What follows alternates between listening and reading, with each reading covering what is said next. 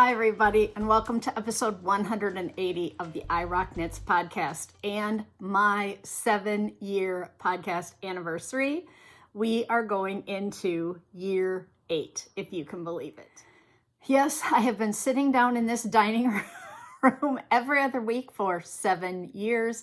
We are in episode 180, and I still love doing it. I still love the community that I've built here and all of you who come back week after week and just share your knits with me, comment in the notes down below. I just love reading all of those comments, and I've loved getting to know a lot of you. So if I had a whole big bunch of balloons, I would send them up here flying, but I have a huge announcement this week. Yesterday was the brand new release of my new product with twice sheared sheep, CORI'S drop stop stitch markers. I'm so excited to tell you all about it. So it's been a really big weekend for me.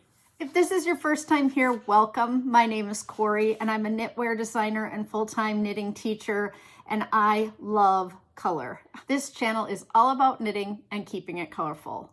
But I do have a Patreon community, and for as little as $2, $4, or $10 a month, you can join us over there, where we have monthly knit nights and book clubs, and $10 members get every pattern I publish for free. I do provide a special monthly podcast for Patreon members that only they can see, but this week I'm doing one podcast for everybody. Just to celebrate, I want everyone to know about my new product, and I just want to welcome everyone. So of course, if I have a new product, then I have a Corey story for all of you. Back in 2013, we were driving across the state of South Dakota with a kid in the back and all of our luggage and everything, and I was knitting. And I was knitting on the Castle pullover, and it was a top-down raglan, and I needed to do increases in 4 spots. And about halfway across the state, in the middle of the Midwest, one of my stitch markers fell off, unbeknownst to me, and I kept knitting. And so everything was kind of bunched up on a needle. You know, you're knitting in the car, you're maybe not paying the best of attention, but I know that I have to increase every other row all the way down to the armhole shaping. So I kept going, and I only increased 3 times instead of 4 times. And ever since then, I needed a way to not drop stitch markers, or if they dropped off, to be able to find it right away. So I came up with a stitch marker on a string. I might have heard it from someone. I'm not saying that I actually invented this technique. I'm sure there are many people out there that use it, but I've been using a stitch marker with a string for years, and I've been sharing it in every single class I teach. So several months ago, I reached out to Dawn, the owner of Twice Sheared Sheep, and I just sent her a product proposal. And I said, is there any way that you would want to make little stitch markers with a string? And she said, you know, I've used those before, but I never thought of using it in the way that you're using it. And I said, it would be great if people could actually buy them. They're not hard to make, but we don't want to waste our knitting time making little stitch markers. Some of you might. But anyway, she said, I think this would be a great idea. And so we worked up the product, and she had them made up, and yesterday they went live. I will have a picture on the screen here of what it actually looks like, and you can go over to the Twice Sheared Sheep website and pick up a package of stitch markers. I will be also having them for sale when I go to teach at knitting events around the country. So when I'm at Wisconsin Sheep and Wool in a couple of weeks, and Dallas Fort Worth Fiber Fest, I will also be able to have some of the stitch markers along. But I'm just tickled that they let me name the stitch markers, and they put my logo on the packaging, and it just feels like a moment, right? Where you just had an idea, you kind of randomly put together a product proposal, you sent it out, and someone on the other end got it and said, this is a great idea. I said yes. So I just want to thank Dawn and the whole team over at Twice Sheared Sheep, because they are frantically making hundreds of stitch markers with string on them. And I have a video to show you how to use it. It is on my YouTube channel. And it is also in the packaging, they're going to have the way that you would lock in the stitch marker, because the string just hangs there unless you lock it in. Super simple to do. You knit to the stitch marker, you bring your working yarn to the front, you slip the stitch marker over, and you bring your working yarn to the back. And that's what locks in the tail. And then the tail is marked in the spot where it belongs. If that stitch marker falls off, it just dangles right there. So the next time you come around, you're much more likely to see it, and you're not going to just blow right by it and miss doing something that you obviously had marked it for. Now, if it's just a beginning of the row marker, that might not be such a big deal. But if you're marking increases or decreases, and that little tail on the stitch marker helps the stitch marker not to slide underneath a yarn over. How many times has that happened, right? You can also flip the tail every time you do 5 or 10 rows. So you can also count how many rows that you have worked by just locking in the stitch marker tail every 5 or 10 rows. You won't lose them in the couch cushions. You won't step on them on the floor. A small child or a pet won't pick it up and eat it. You won't lose them in the car, which my husband hates when I lose them in the track of the car where the seat moves forward and backwards. Can't tell you how many he has had to fish out of there because I've lost them. Double pointed needles too sometimes.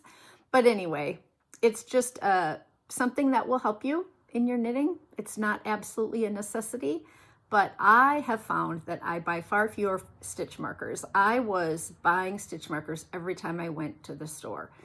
And I don't know where they go. They're kind of like socks in the dryer. You have a pair when you start washing and you don't have a pair when you're done. So I don't know if anybody else has that, situation, but yeah, CORI'S drop stop stitch marker. You can go over and take a look. You can look at the video and see if you think that it would be something that would help you at all. I will be also putting in a couple pictures here of what happens and what it looks like when the stitch marker falls off. And how it kind of marks your row for you. And you can use as many of them as you like around your knitting. They're going to be in different colors, different shades, so you'll be able to, I always mark the beginning of my round with orange. But in this packaging, we have kind of a red, so there's a stop. It tells you that's the beginning of your round, and anything else is not the beginning of your round. Yeah, it's just been a really fun collaboration. And in addition to that, I am going to be doing a dumpling bag design specifically for the Twice Sheared Sheep Company. And they're going to have a knit along starting in September. And they're going to put together a kit with their Color Story yarn, which is a DK weight yarn. I have the bag in testing right now. And as a part of that kit, you will get a skein of DK weight yarn, a mini skein to make your I-cord drawstring with, as well as the stitch markers, and you'll get a 3-hook I-cord as an option to make your I-cord. So if you don't have one of these cord quills that are wooden, and then they have the 3 hooks on them and you can just pull through, you lay the yarn across and you pull it through and it makes I-cord for you, then that is a part of the kit as well. So if you're interested in joining that whole group, they have several knit-alongs every year, and so I'm just really excited that they asked me to do that as well. I thought I would maybe give you a little sneak peek of the dumpling bag. I had to rip out the top last night. I was making video tutorials, and sometimes when you're making the tutorials, you have a bunch of step outs ready to go, and so I had multiple places on the bag, so it's not finished at the top. The casing's not on. But this is what the bag looks like right now. It has these little loops around the top, and then it has this textured stitch, and this is their raspberry color. They asked me what colors I would like. I said orange and raspberry. If you've been watching for a while, you know that. And this is just beautiful tonal yarn. It was so nice to work with. And these little loops, we're calling it the Loopdedoo. And you can hang decorative stitch markers off these loops if you like. But that will be a part of the kit that will go live in September. You can purchase the kit from them. But that pattern will not be a part of the dumpling bag devotees. They will have their own if you're a devotee, you will have your own pattern in September, a separate pattern from this one, because this is just for that company. You will be able to buy it in my Ravelry shop. That is not a problem, but it won't be it wasn't even intended to be one of my 12 that I'm doing for this year. So it's going to be a separate bag. And I think most of you can understand why we would do that, but it's going to be called the Loopdedoo Dumplin Bag, and it will be coming out in mid-September. Let's not forget about the farm yarn shawl cal that we have going on through almost the end of September. If you have not cast on yet, you still have time to make it. It's 2 skeins of DK weight yarn, and still have plenty of time to enter and be in for all those incredible prizes that I have for that knit along, like so many great prizes. So if you haven't cast on yet, you could certainly still get this done if you have any knitting time at all. I know some people are slower knitters and it's not about, speed, but we still have a month left here. So knitting 2 skeins of DK weight is actually doable in that month if you haven't started yet. And for those of you that have started and just kind of maybe set it aside, you might want to dig it out and get that done so you can take some photos and post it in the finished objects thread. And that's where you enter for the prizes, is in the finished objects thread in my Ravelry group. What am I wearing today? I'm wearing a Gudrun Schoden t-shirt. I love these. This cotton is just lovely. It washes up just beautifully, and I put on one of my Nifty neckerchiefs just to dress it up a little. I was just wearing this around the house, and I have on my Designs by Yasmin crocheted orange hoops here, so I thought I would really look like a sailor with my striped shirt and my little neckerchief.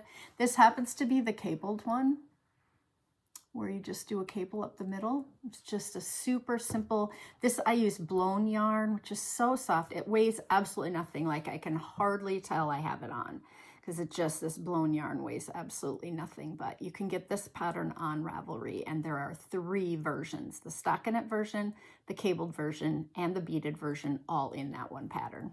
The other shawl that I have just hanging on the mannequin still is my Rainbow's Rain shawl, which was 6 skeins of Malabrigo, and then this vibrant, just fully saturated colors. It's so beautiful. It has a Vickle braid as a divider for each of the colors, and then we have textured stitches in every other section. It's just a long crescent shawl, super easy to wear. We're going into fall. It's starting to feel like fall here. It's very cool and windy here today. From what we had previously. So I just know that those shawls are going to all start coming out here shortly. Let me show you just one more thing that I have here on the needles. Is this not just turning out gorgeous? I have not worked on it in a little while, but this yarn from Steve and Andy of Leading Men Fiber Arts in their Targhee Twist, the tonal 2-colored yarn, is just, I just can't even believe. This is my Striped Dream sweater. It's a top-down raglan with large stripes at the top, then medium stripes in the middle, and then little stripes on the body. So I haven't gotten to most of the rest of the pattern will be this color. So it's really going to change here now in the second half, where the bottom half will be mostly this color with just a little bit of the stripes. So it looks really bold now, but that will all kind of tone it down. So I just can't wait to get back to this one. I was sitting over by my chair, and I have so much design work to do that I haven't gotten to this one. We are going on vacation next Friday, so I'm recording this on Sunday afternoon, and on Friday we're leaving. We're going up to Canmore in Canada, and we'll be staying in a little mountain town near, kind of just over from Banff, in that area. We were there when my daughter was young. We went to a dude ranch and stayed in Canada, and we always said we'd go back. And we always take a vacation over Labor Day, some type of trip. It's just a lovely time of year to go. And so we are leaving Friday and coming back Wednesday. So I'm really excited to just grab some knitting and get away for a little while. Hopefully we'll get to see some really pretty sights and just kind of shop a little. Maybe do a little hiking, some walking, and just relaxing mostly. 5 days away is going to be just lovely. And then I get back, and then I leave right away the next day for Wisconsin Sheep and Wool, which I haven't been to in years, and I'm so excited. I have a couple of people that I'm going to try to meet up with when I'm over there. So if you are a Wisconsin person or heading over there, let me know. Email me and let me know, and maybe we could meet up and say hello. Yeah, that would be fun. I am teaching 3 classes, so I will be a little busy, but I think I'm free Saturday afternoon pretty much, so that should be good. I think 2 of my classes are on Friday. The other dumpling bag that I'm working on right now is a self-striping dumpling bag with mustache yarns with a Halloween theme. So I'm really excited about the October bag. I've been working on that one too to get that one finished up. And then I have November, December, and January already done. They're already completed. I was just waiting on that yarn from Stacy of Mustache, so I was really happy when she said, yes, I'll absolutely send you a skein of Halloween themed yarn for that dumpling bag. And my testers are going to just knit it up in all different self-striping yarns so that we can see what the striping looks like on a larger circumference. So that'll be really fun. I'm excited. They just are going to start those in the next week here. I just got back home from being up north with my husband and his brother. I crashed the brother trip. I wasn't going to go, wasn't part of the plan, but my husband said, hey, why don't you just come along? You can knit in the cabin. We're going to portage every day. And so we went up the Gunflint Trail. It's so beautiful. It is in the heart of the National Forest in northern Minnesota. We're pretty close to Canada. When we get up there, it's not quite 6 hours from where we live in Minneapolis here. And I just didn't know that I wanted to go and kind of crash their time together. But my brother-in-law had not ever been to the Grand Marais area, which is about 2 hours north of Duluth, if you're familiar at all. It's such a quaint, lovely, eclectic, quirky little town. It's so fun. And then we go up the trail about 45 minutes and stay at the Bearskin Lodge. So I'm going to have some video at the end that I took of the lodge and the water and the forest and the flowers and the trees and all the things, just so you can kind of get a feel for what that time was like. So the guys would leave early every morning. The first morning we were there, it was 49 degrees. Yes, we were significantly more north, but it was cold when we woke up. So it did warm up to the high 60s each of the days that we were there, but we did have intermittent rain off and on. So I did spend most of my time in a cabin doing my November design work. So I have a new vest coming out with Farmer's Daughter yarn using their Pishkin DK, which is absolutely glorious to knit with. It is so springy. It is a Rambouillet from Montana and Wyoming, so it's a locally sourced yarn. It is so wonderful to work with. I'm really excited. I will be going to Sacred Sheep in Portland in November, and they're going to be there vending. And so will Twice-Sheared Sheep. They will be there as well, so I'll get to meet her. And yeah, so things are just really coming together, but I spent all my time in the cabin just knitting away, trying to bang out this vest and get it done. It is all over color work, and I am looking for some testers. So if you're on Instagram and you want to see a little sneak peek picture, but I'll show you here part of it's looking like. Yeah, so I am using my beloved chevron stitch pattern. It is the easiest color work. It is 3-2, 3-2, 3-2, and then 2-2-1, 2-2-1, 2-2-1. If you ever do color work in your head like that, that's how I remember my color work patterns. And then it just reverses in the next 2 rows for the opposite colors with the same repeat. So it's super simple as far as color work goes. There are no floats. You don't have to catch any floats. So you can move right along, but every row has 2 colors in it. So there is quite a bit of knitting, but I am really in need of some small and large sizes for testers. So if you have people in your family that you would like to knit for, or for yourself, will you just reach out to me and let me know? I don't have anybody in that 32, 34, 36 range at all, and I don't have anybody in the 56, 58, 60 range. This is a vest pattern for men, women, teens, young adults, and non-binary folks. It's just very, very size inclusive. It should, there are no sleeves to knit. So I'm giving everyone 8 weeks to knit it with a little bit of leeway on the end. So you do have until about November 1st to finish the test knit. It's right now for my medium of the middle of the road size, it's taking me 4 skeins. So 2 in the light color and 2 in the dark color of DK. So I'm going to assume that the larger sizes can get it in 3 of each. Maybe the biggest size will have to go to 4. But yeah, I could really use some testers. And you know what I like? I like testers who struggle with reading patterns. If you are an advanced beginner and you just really want to give it a go, let me know. I do not need anybody in those average middle sizes of 42, 44, 46. I have a bunch of volunteers for those sizes. But if you have, I just think this would be so cute in red and white for Christmas for grandchildren or daughters or sons that need a little Christmas vest. It would be really cute in green and white or green and cream or red and green. I mean, if you really wanted to go all in for some of those smaller sizes. I haven't gone down to a size 28 yet. I'm still doing the sizing. I was just working on finishing up the sizing today. But yeah, I think, you know, sometimes when we knit for children or grandchildren, we make a size that's a little bit bigger so that they can wear it for more than 1 year, right?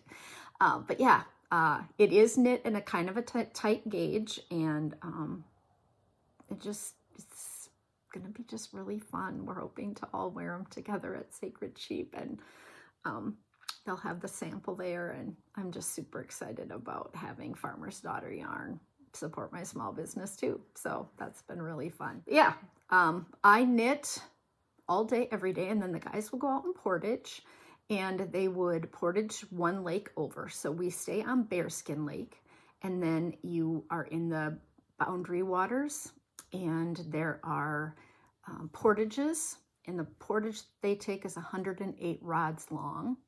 And a rod is like, back in the day, was a canoe length, I think, which is like 16 feet. So they portage, they put a canoe on their shoulders and walk it over to the next lake where they're, you know, the further you go in, the fewer and fewer people have access. So the fishing is great. But you fish in a canoe, and there's nothing happier than my husband, nothing giddier than my husband when he's going out fishing.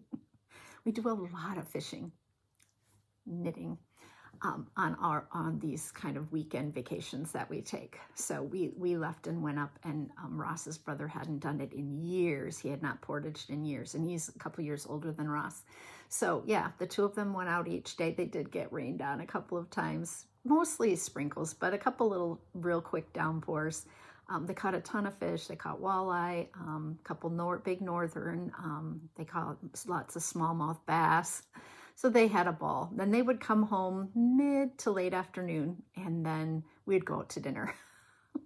So you think you're that far north, you're like, where do you go out to dinner? Well, there are a number of lodges up on the Gunflint Trail. So we went to Poplar Lodge one night, and then we went to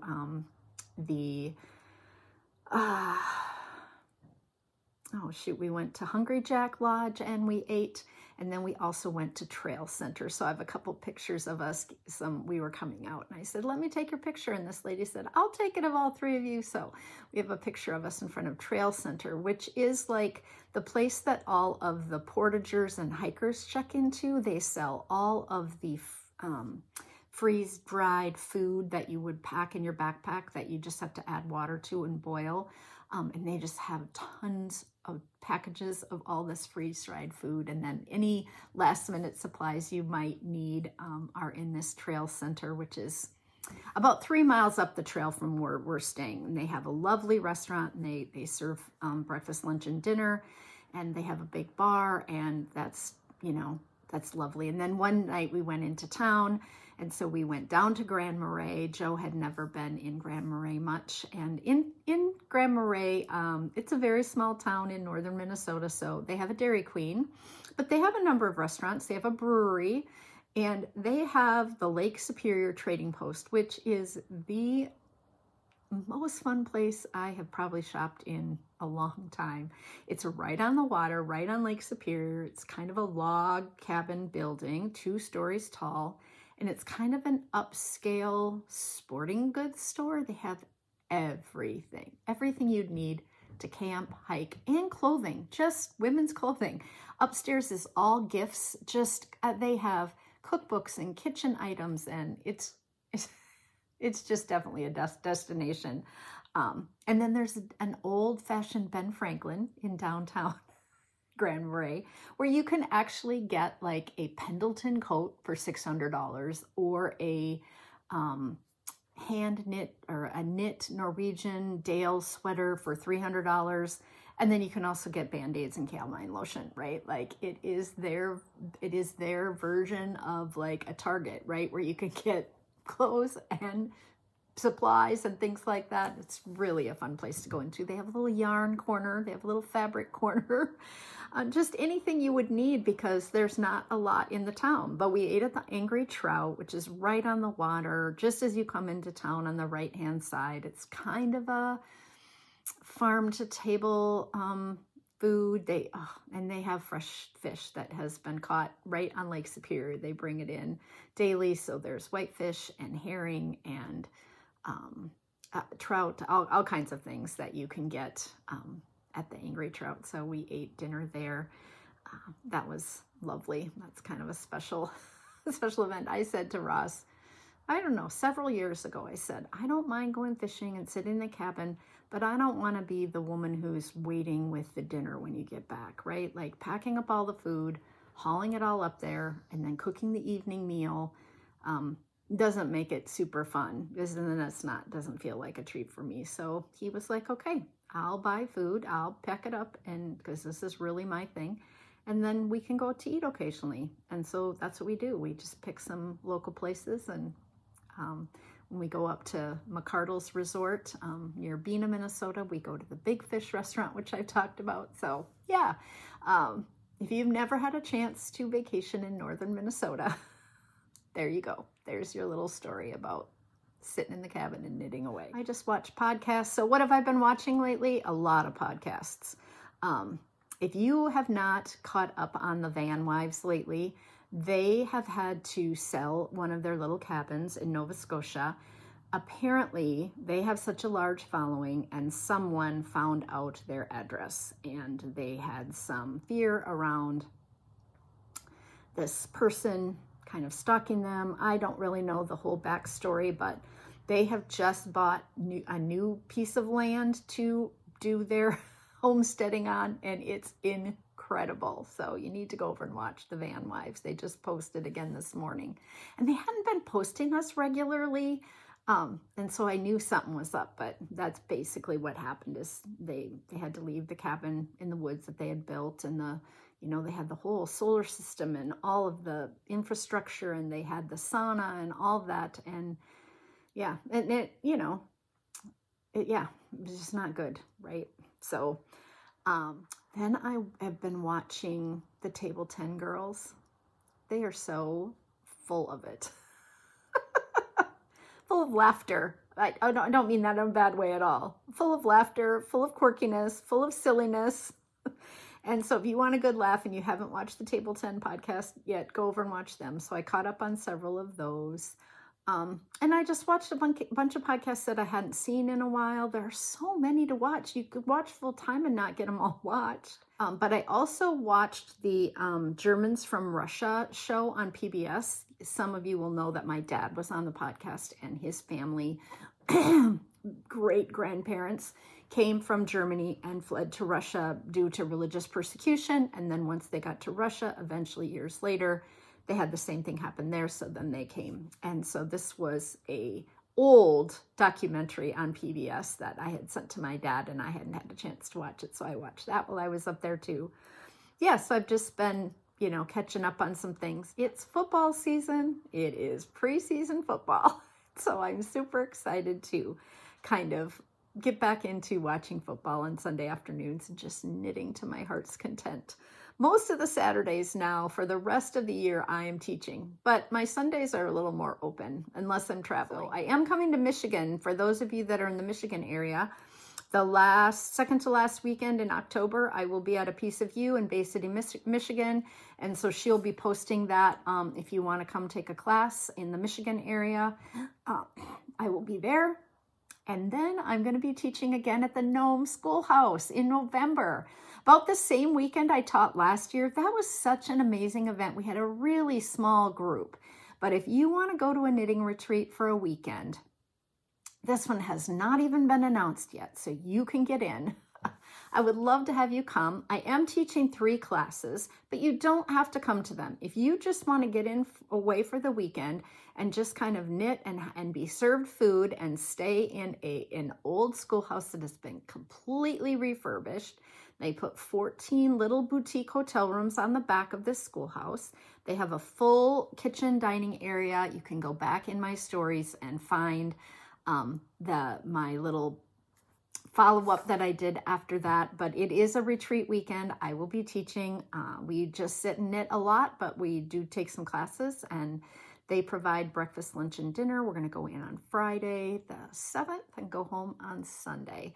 They do provide shuttle service from the airport, and last year a lady flew in from Florida, and they picked her up at the airport and drove her out to Nome, and then they drove her back to the airport on Sunday. And she didn't need a car. And there's nothing in Nome. There's absolutely nothing in Nome, North Dakota, except a tiny little post office and a little gift store that's only open occasionally. It's just a very small town that they're trying to bring back. There's some houses, but there's not a gas station. There's not a coffee shop. We're just going to be at the schoolhouse together. And it was absolutely a lovely weekend. So that will be up on the Nome Schoolhouse website. You can go and look at that. It's Nome, Nome. It's the name of the town. And then at weekend after that, I'll be in Sacred Sheep. And then I think I'll be teaching down at Muse 2320 in Hastings. So she has that new space. And so we're in talks right now for 2 different weekends in November and December. So yeah, I hope to see some folks that maybe haven't met yet down from that part of southern Minnesota, a little bit more southern. Oh, I have a little story to tell you about Chevy. He's under the table right now, but we have a really agile dog, like incredibly agile. When he goes to daycare, they have downtime and playtime, downtime and playtime. And he usually goes once a week so that we can have a day where our overly enthusiastic, energetic dog gets worn out. We can just be gone from the house. And when he's there, they have a 3/4 wall and an area for the dog to rest in, right? And the guy came out one day and he said, all he does is anybody walks down the hallway is jump straight up to look over that wall. So he's like Tigger. He's just like jumping. And he said the wall is really high and we can see his head come up over. He wants to know who's walking by. So we know that he has this ability because he jumped the fence at the dog park, but we thought that was just kind of a fluke. It's a 5-foot metal fence, and he was running so fast and didn't have time to stop, and he just went up and over. I told that story. So last week, 2 weeks ago, my husband went to pick up Chevy at daycare, and my husband's driving an older Blazer. He restores old cars. That's his hobby, and he's driving an older Blazer with very few miles on it. It's his new favorite vehicle. And so the back window opens this way, and then the bottom has to open down, right? And we always give Chevy a treat when he jumps up in the car after daycare. And usually he leaves the front door of the building and just comes around and jumps right in. I leave my back end completely open when I go in. But Ross walks him out and then makes him sit, and he's got the treat, and he opens the window. And so there's, the window edge. And before Ross could open the tailgate, Chevy, from a seated position, flew up and in the window and turned around and said, "Where's my treat?" It's like 4.5 feet tall. And he made it through just the window space. Ross said it happened so fast. I said, "Ross, we have to get that on video." And he's like, "No way, we are not letting him try it again. He could have really hurt himself. If he'd have caught his front paws, he'd have crumbled." And I said, he could do it again in a heartbeat. But can you imagine? He just went flying up from a sit. He didn't even run.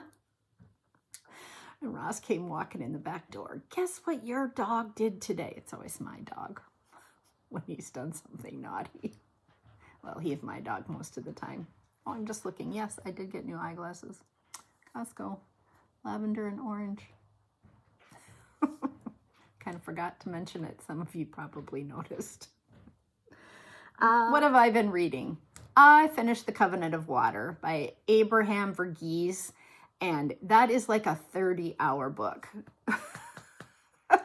That is our book club book for next month in the book club that I run, that is hosted and at my church.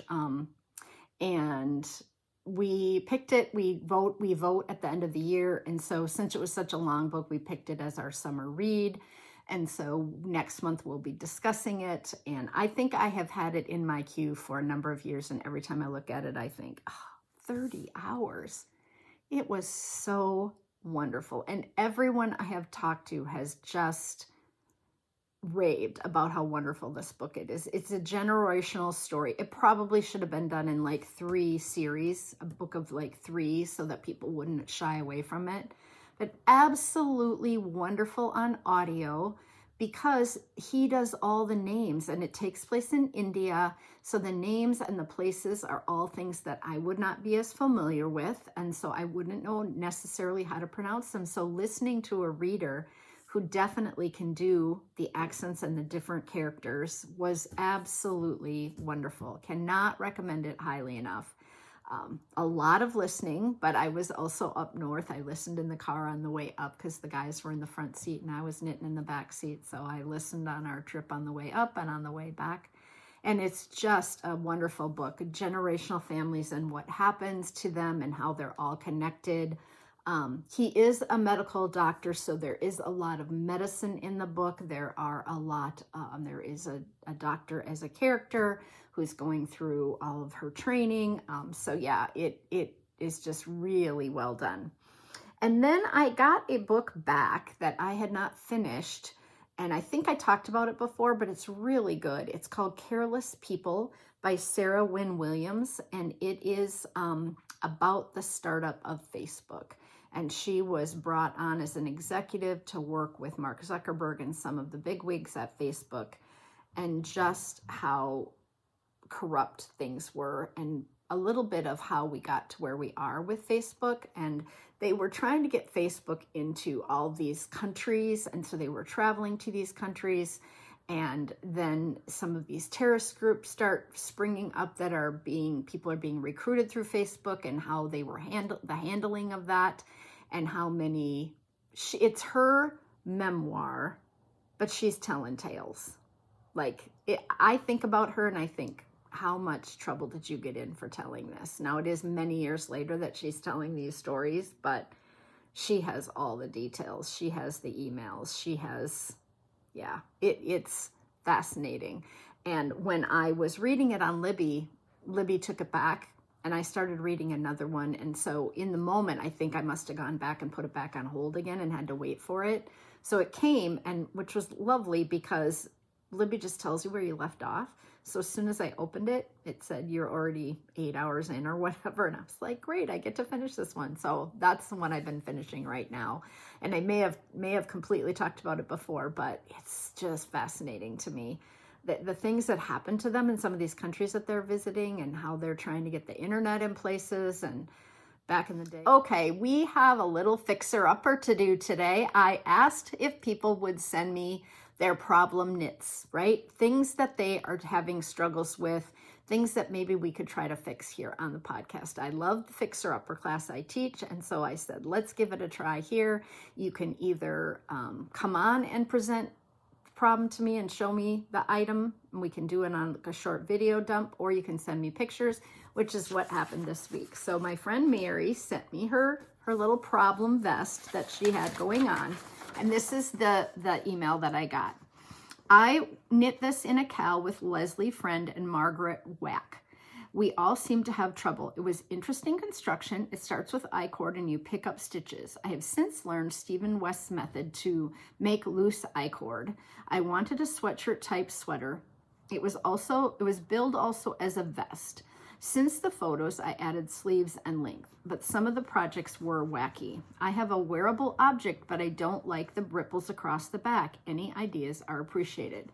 So I'm going to put the photo in, and I completely understand the look of this. Like, it's a drop shoulder, so she has added sleeves, but what happened is her pickup ratio was wrong. across the back of the neck. And I have a pickup ratio calculation in my tips and tricks class. Is that going to help her now? Absolutely not, because her sweater's done. She picked it up, she knit the back down, but she's got rippling going on across that back, and she's just wondering if there's something that she can do to fix it. Now, with not having the garment right here for me to look at, I'm not sure exactly how tight that is, but I think that it could be fixed if she wanted to rip out that row, and that would mean snipping yarn and picking out the row so she doesn't have to reknit the entire vest. And that can be super scary. So she may say, no, I actually have a wearable object and it's not worth it. But in my opinion, if you have an unwearable object, something that you can't wear because the neckline is just too big, the shoulders are falling off, the sleeves are way too long, and you're not wearing it, then you can jump into, okay, I'm willing to snip my yarn and pick out that top row. Because I think what happened is there was too much fabric for the amount of stitches across, so she picked up too many stitches. And we could definitely make a back pleat in that piece if we ripped out that center. Do you know how a vest sometimes will have a little pleat in the back for A-line shaping? It can happen in mid-back or upper back, and you just get that. And so we could make that by folding it in on itself, make an actual pleat. So if you're a sewer, you would take your fabric. Let me see if I can kind of make this work here. You would just take your fabric and fold it over itself, so that what you do is make 3 pieces of that, so you get a little pleat there. And then instead of it looking roughly, which I don't think most people would look at her vest and say that it was a problem, but it would look planned, right? So we could take that and snip it and pull out the top row, not all the way across, just that top row. I also think that part of that could be tucked under, and some of those extra rows could be grafted back in. So I am an advocate for fixing knits. Like, if I can do anything to fix a knit without having to rip it back and start over, I'm gonna try it, right? Because what have you got to lose? If she weren't wearing this, if she didn't have that sentence in there about I have a wearable object now, then for sure it's worth trying, right? Because you're not going to lose anything but maybe a few yards of yarn if you cut it. And so she could actually try to do that. But if anybody has any other ideas for Mary about how that can be fixed, I'm going to put my stitch ratio in here, and we will talk about it a little bit. This is the little chart that you're going to want to screenshot. I'm going to put it up on the screen. And the question is, how many stitches should I pick up for, say, a button band or around a neckline? And you need your gauge, because your gauge is going to rule how many stitches to pick up. So you take your gauge and you take the stitches in rows per 4 inches, and you divide the stitches by the rows. So here I have an example. So let's say you have 24 stitches and 32 rows. So you divide 24 by 32 and you get 0.75. And 0.75 is 3/4. So we want to pick up 3 out of 4 stitches in that situation, because our gauge is about 3 to 4. In another situation, the example says that you have 22 stitches and 35 rows. So you divide 22 by 35 and you get 0.62. And 62 is closer to 2/3, so you pick up 2 out of 3. So if you're knitting with a really bulky yarn, you might pick 1 out of 2, because you might be half. If you're knitting with a very fine yarn, you're going to pick up more, maybe 4 out of 5 stitches. So what Mary would need to do is figure out what her row and stitches are for that garment.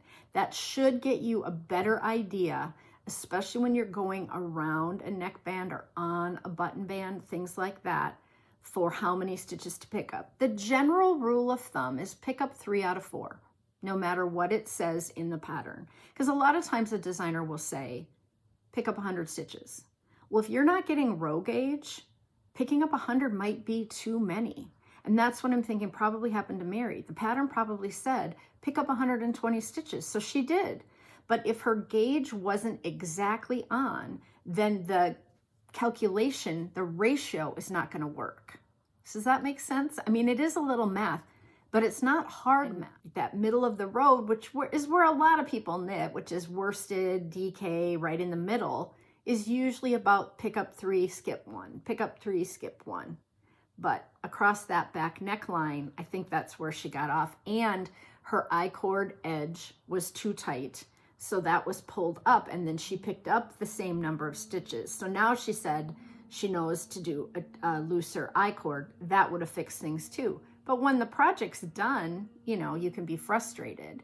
And if you've ever had a wavy button band, you know how frustrating that is, that you have to rip it out and redo it because you picked up too many stitches, right? So that's my fixer-upper tip for this week. I hope that it was communicated well. I know what I'm talking about, so I hope that you got it too. I just have a giveaway to do. I have a big giveaway for my anniversary here. I have 5 skeins of Germantown Bulky that I am giving away to a Patreon member. It has multiple colors here, so you could do lots of things with this. Isn't it pretty? And the package is going to Kerry Cain. So Kerry, you are the winner of the 5 skeins this week. I give away a prize to my Patreon subscribers every single podcast. And I have some great prizes that I give away. And I have about 32 Patreon members. So your chances of winning, I've given away a lot of prizes, and your chances of winning are pretty good. So if you'd like to come over and for little as $2, $4, or $10 a month and join my Patreon, you'll be in for the prizes as well as all the other things that I try to give back to my Patreon community for supporting me in this creative endeavor over here that I'm trying to do. Happy anniversary to me. Happy anniversary to you. Let me know in the comments down below if you've been watching from episode 1. Because there are a few of you. I don't even want to go back and watch episode 1. I mean, the hairstyles have changed. The weight has changed. Some of you will notice the hair has changed color. And I've gotten a little older, but I'm still having fun doing it. And I hope that all of you can have a great going into fall here. We're the back to school time. It used to be my favorite time of year. I would go back to teaching. I would go back to fall. I love it when the air gets a little crisp. I do not want winter here, so I never wish for it early, but I do like this cooler weather. Come in for a big hug on my anniversary. Thanks for watching, and I'll see you in a couple of weeks. Bye.